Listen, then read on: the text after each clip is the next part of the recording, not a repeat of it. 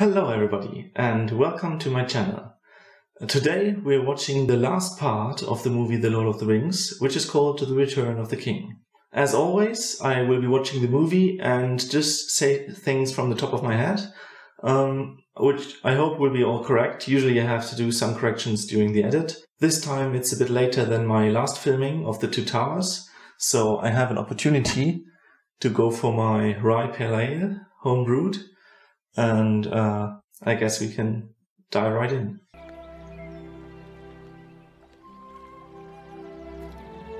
You can imagine how happy Andy Serkis was that he was going to have a real scene in the movie instead of just being the artificial reality. It's my birthday and I want it. So for those of you wondering, it's actually Smeagol's birthday on that day. For this part, they had a whole piece of music composed by Howard Shore, and you can still hear it on the audio CD. You can still hear it in the recorded score, but they changed it by just this rhythmic thumping. So after murdering Deagle, Smeagol actually went back to his village and lived there for some time, but he was a sneaky person and crafty, and he ended up using the ring to gain advantages in the community where they lived, so that the chieftain, which I think was a woman, was casting him out, and that is why he is thrown towards the mountains in this scene. The sound of trees. So at some point Gollum was getting annoyed by the sun because he felt constantly viewed by it, and he got quite paranoid. That's why he hid himself in the cave, and that turned out quite well for him, because he probably would have been found by Sauron's minions, or Saruman's minions, for that. So by hiding away, that is basically how the ring was forgotten and kept safe from Sauron. Now when I watched this in cinema, the way the second scene here, the one with Frodo and Sam, plays out is, to me, somehow, when I watched it for the first time, I understood that this whole power of the ring that turned Smeagol to kill Deagle could also turn Frodo to kill Sam. The whole way this scene kind of seems to talk to the audience seemed wrong to me, and I was really, it was kind of foreboding to what would change in the movie, but I expected much worse than it actually turned out. Don't have that much left. We have to be. In the book, they actually get a lot of provision from Faramir before continuing their journey, so they shouldn't be on that low supply quite now. They don't have anything left in Mordor, which is then a big problem. But in Ithilien, there's lots of edible stuff, like the conies.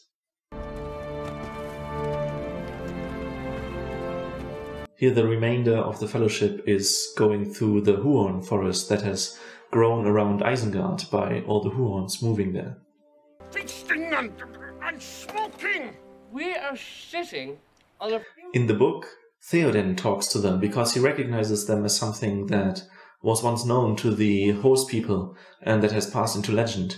And he talks with them a bit about where they come from and what their past is and what the culture in the Shire is. Then let's just have his head and be done. In the book, the last chapter of The Two Towers is The Voice of Saruman, where Saruman tries to persuade one after the other to join him or to take counsel with him, because Saruman's voice has a very strong power, and that is how he turned Grima into his servant. And the only reason why it doesn't work here is because he does it one by one, so each one hears how he is influencing the others, while they themselves are aware of what's happening. Let me guess. The key of Orthanc? Or perhaps the keys of Barad-dûr itself? Along with the crowns of the 7 kings and the rods of the 5 wizards? Here, Saruman is also furthering this narrative that Gandalf would be interested in amassing power, which is quite falsified already by the fact that Gandalf never wanted to be the head of the White Council. But Saruman, as Denethor, believe that Gandalf wants power, and this is something that they both get from the influence of Sauron through the Palantir. Your staff is broken. Gandalf has the power to break Saruman's staff because he's now the head of the Order of the Wizards, right? And Saruman has been cast out. Come down. Be free of him. In the book, Saruman is speaking from his balcony, which is much, much lower, and it's Grima who's throwing the Palantir from the higher place down, half missing Saruman and half missing Gandalf, as if he was not able to decide which one he wanted to hit. And the death of Saruman only occurs in the Shire much, much later, at the end of the 3rd book. In or at back end, actually, after the hobbits defeat the more human people from the half-orcs that Sauron bred, which had taken control of the Shire. And then Grima is shot by the hobbit archers who are standing nearby, while he murders Saruman.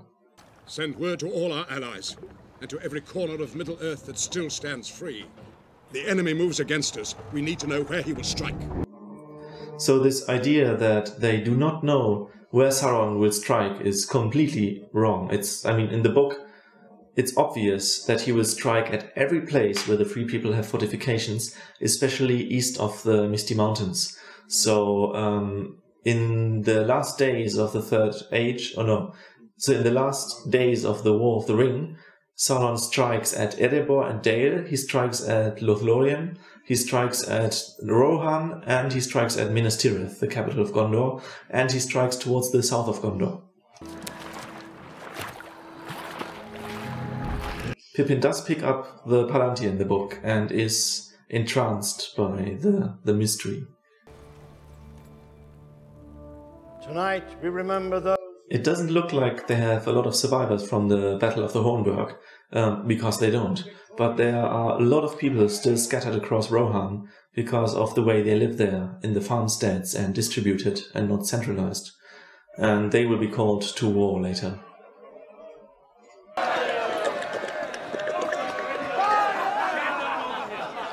In the Hobbit book, it is mentioned that elves can actually get drunk.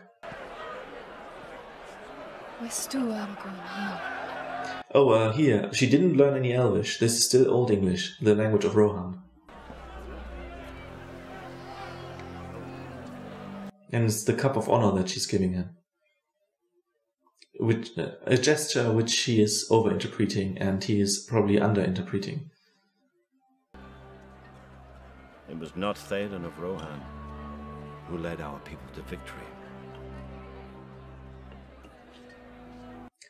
So the idea here is, besides the fact that Saruman got a hold on the king and was able to whisper these bad things in his ear, is also that Theoden was so long not able to fight back, and he is ashamed for that. He's ashamed that he was cast under the spell of Saruman. Yeah, so the wine of Dorwinion, which the wood elves drink in The Hobbit, is supposed to be particularly strong, and that is why the warden of the barrels falls asleep there. But still, elves are normal living creatures. They can get drunk easily and are not completely immune like it's shown here. Kill them. Kill them. Kill them both. So in the book, I think it's still in the Two Towers, Sam does overhear Gollum suggesting that she could kill them and everything, so he has a suspicion against Gollum, one which he has all the time and doesn't really lose. But there's no scene in it where there's a direct confrontation between Frodo, Sam and Gollum, and there's absolutely no hint of Frodo forsaking Sam, sending him home, or any kind of betrayal on that matter. So all these scenes that appear here in the Return of the King are against what is said in the book, and it is quite annoying because it's less systematic change than in the Two Towers, where Faramir's content is completely different, but it's a systematic thing that is introduced here to create that extra tension between Frodo and Sam, who in the book have only this one moment when Sam gives the ring back to Frodo in Cirith Ungol that is at all between them. And it's one of the many things that I find unnecessary in the movie. That doesn't taste very nice, does it, precious? No. Not very nice at all. So, as I mentioned before, Gollum is known to have eaten orcses when he was living back in the cave where Bilbo found him.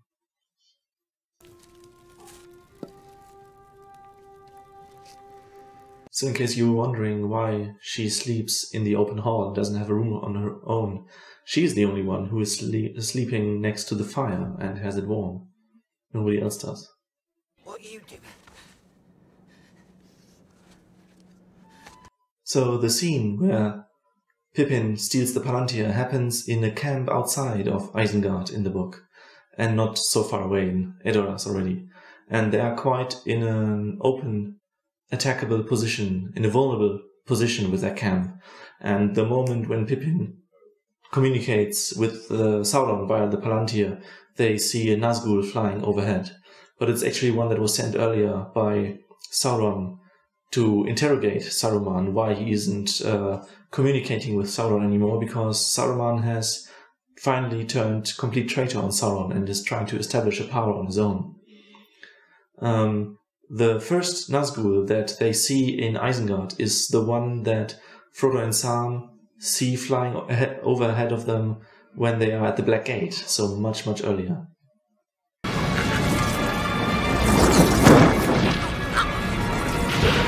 So at first, Sauron thinks that Saruman is back at the Palantir and communicating. It's only a bit later that he understands that Pippin is looking into it, and he believes Saruman has captured one of the halflings and is holding him prisoner and has forced him to look into the Palantir as a means of torture. I like how they depicted the healing power of Gandalf here. That Pippin doesn't move until until Gandalf speaks some words, and then you see Pippin relax. He told Sauron nothing of Frodo and the ring. So the strike of fortune that they have in the book is that Sauron thinks that Saruman has a hobbit and potentially the ring, and so Sauron first has to investigate this before his eye can look again to Rohan, and in that time Rohan is amassing their numbers in secret. Last of the Longbottom leaf. I know you've run out. You smoke too much. They're hinting that both of them went through their barrels of Longbottom leaf in 5 days or what? That sounds a bit excessive, even for tobacco.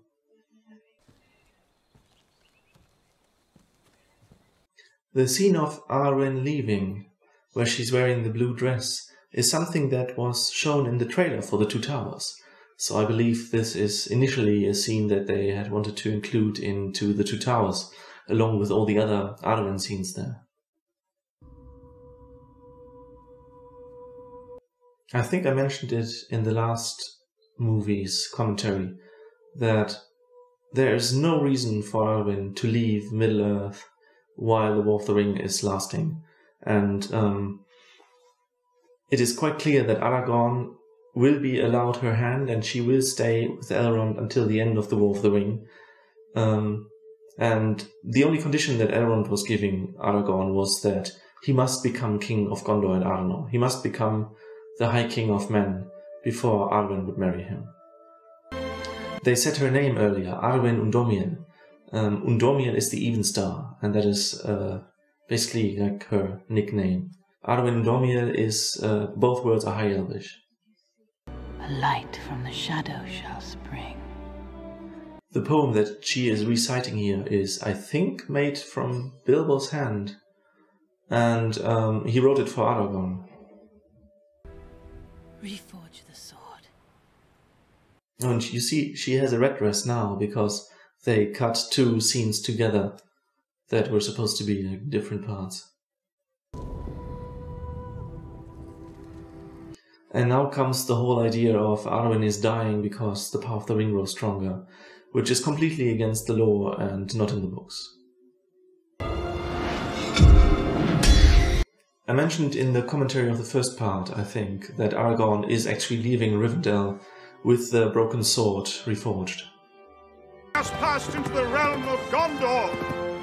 So at the time that Gandalf and Pippin are riding to Gondor, the beacons are already lit, because Denethor, being a far-sighted and wise person, already knows that Mordor's army is coming. City of Kings. And they're repairing the wall around the fields of Minas Tirith at this moment. And also all the women and children have left the city, or they are leaving on one of the first days that Pippin is part of the city guard. They see them all. No, actually, Pippin and his the friend that he meets, the young Gondorian, who is son of one of the guard captains, they watch the other armies from Gondor, from various areas of Gondor, come in, because Denethor is reinforcing the city, knowing that the hammer blow will strike their hardest. Gandalf. Yes.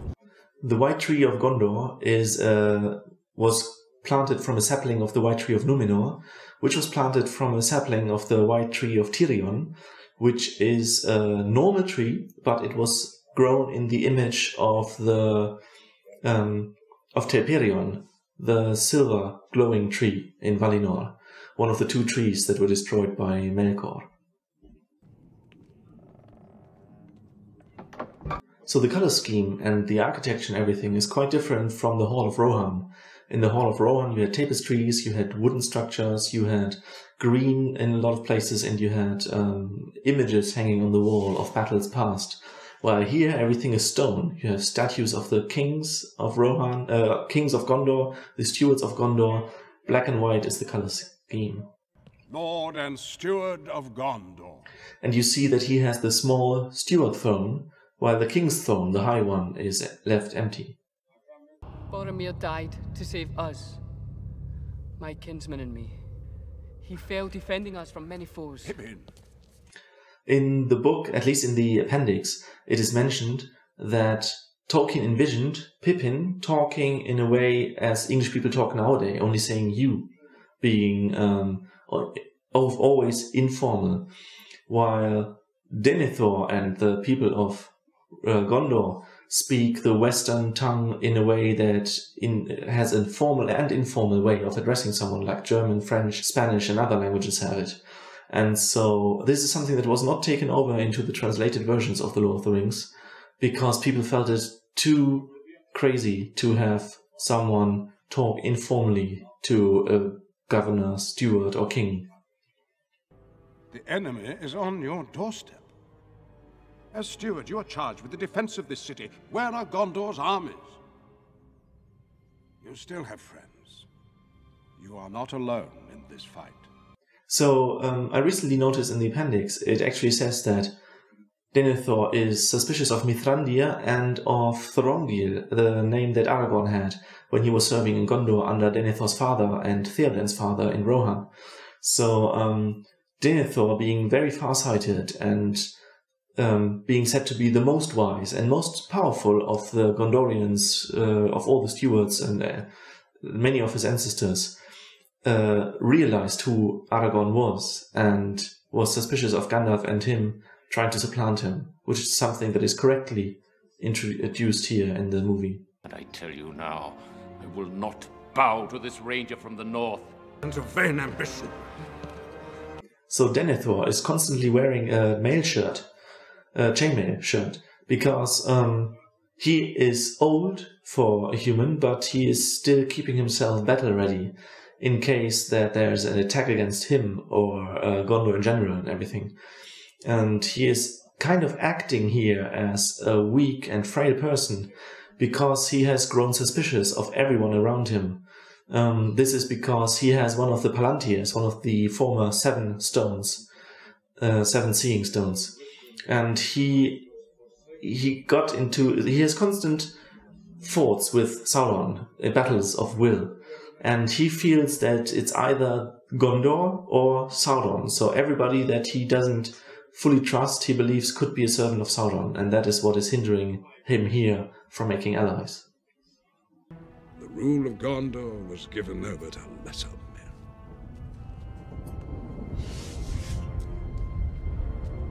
There was actually a civil war in Gondor when, for the first time, a king married one of the horse people, a woman from, not Rohan at the time, but the northern area near the Mirkwood. And there was a civil war because they believed that it would sully the bloodline. And so the things that Gandalf says here are a bit too much going towards these purity beliefs and not really towards what a true Gondorian would think. When the shadow of Mordor reaches this city, it will begin. Yeah, so the gloom that comes from Mordor is first seen by Frodo and Sam, and they very early have very dark days, and then later it reaches also Minas Tirith. This is a nice little scene that is also in the book that they depict here in the extended edition, where they see the damage that Mordor soldiers have done to this old statue of a king, where they replaced the head with a stone that is painted with the eye of Sauron. And this is the actual head of the statue.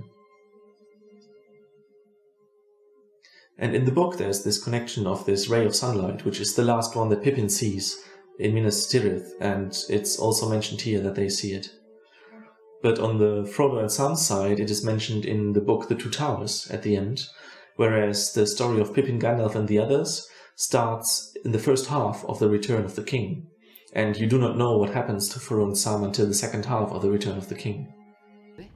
You're in the service of the steward now. You'll have to do as you... In the book, Gandalf is quite angry with Pippin that he offered himself a service as a servant, while Denethor later believes that Gandalf just wanted to get a spy close to Denethor. Mercenaries from the coast. Or... You can see Peter Jackson here. This is his cameo in the theatrical. Whereas in the extended edition, of course, you have the whole scene with the pirates. The one they say no living man can kill. The prophecy that no living man can kill the Witch King is coming from Glorfindel, the one that was rescuing the Fellowship before Rivendell and driving the Black Riders into the river Bruinen. And it's just said that during a battle with the last king of Gondor against the forces of Angmar, where they helped the kingdom of Arnor, that he will not be killed by the king of Gondor, but instead he foresees that he will be killed by no living man. So it's a bit differently worded. But of course, I mean, 2,000 years later, or is it 1,000? I think it's only 1,000 years. But 1,000 years later, you can imagine that the wording wouldn't be accurately remembered anymore.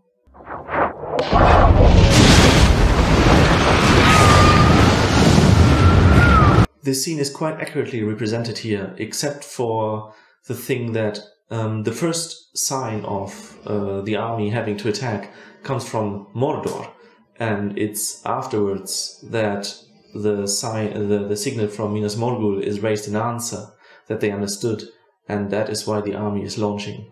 And also the Black Captain, the Witch King of Angmar, is on horseback and not on a fell beast.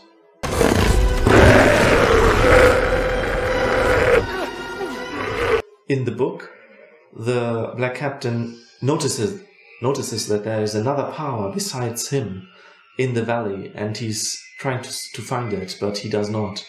But there's actually a warning sent to the Tower of Cirith Ungol, which is at the end of the pass that they are taking, that they have to be extra watchful to make sure that no spies pass by.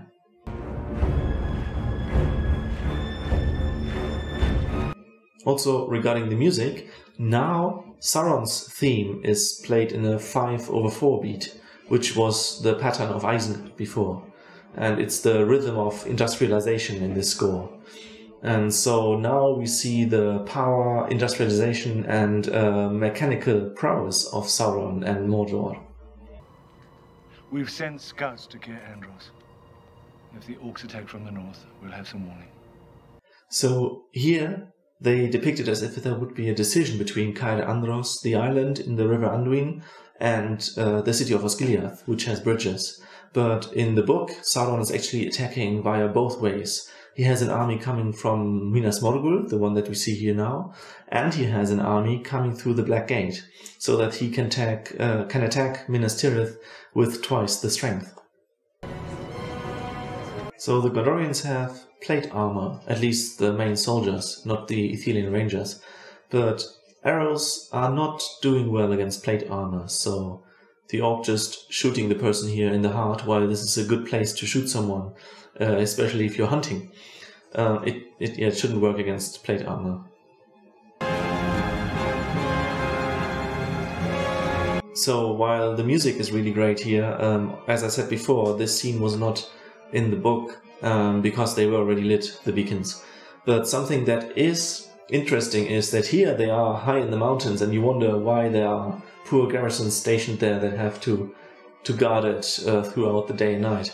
But in the book it is actually clarified that they are on kind of that they are on hills in the valley area and not really on the peaks of the mountains. So it makes a bit more sense the way it's described in the book. Summon every able-bodied man to Dunhammer. So they are going towards Dunharrow, which is the valley in the mountains where they also sought refuge when they were hiding from Isengard, and only the men and warriors were going to Helm's Deep. But that is where they muster, because Gandalf warned them not to muster in the open, so that Sauron wouldn't see it. Your kinsmen may have no need to write a will. I fear war already marches on their own lands. This is in accordance to what I said earlier, where Sauron is attacking on all fronts, and yeah, everybody is already bound in war. Oh, someone who is meeting Theoden and Aragorn at this point is the great, is it called the Great Troops? So they are met by the rest of the Dunedain from the north, because Elrond, having had visions, sent them to help Aragorn. Now this also leads to the fact that the Shire is no longer protected, which is bad afterwards. But it's actually the whole troop of all the Dunedains, together with Aragorn, Legolas and Gimli, who then later walk through the paths of the dead. And also, they give Aragorn the idea that going through the paths of the dead would be the right thing to do. The word Nazgul is actually black speech and means ring wraiths. But at this point, it's a word that has become known in the Western tongue. The High Elvish word for that is also given in some texts, which is Ulairi. The time of the orc has come. This orc captain here, Gothmog, is voiced by the actor of Haldir. I find that quite remarkable. And here in the scenes that follow now, where you see horses being smashed around and defeated and destroyed, all the horses that you see being moved are artificial, and that was something quite extraordinary at the time. So there are a few shots where you just... In the original footage, there were just no horses in these spots, and then, yeah, here you just see them being ripped apart. There, this one here. Hidden. Dark and deep in the vaults. Not to be used. So this is something that that Denethor also says in the books, and Gandalf corrects him there, saying that even while the ring would be guarded very far away in the vaults, which is something that Denethor plans because he knows of the power of the ring, even then the ring would be able to corrupt him, because as long as Denethor has possession of the ring will have power over him. Thrandir. The Gondorians call Gandalf Mithrandir, because that is the name given to Gandalf by the elves. And all Gondorians speak Grey Elvish, and they actually do throughout the city. And it's only in conversing with other people, like the Rohirrim or other free peoples, that they speak the Western language, Westron.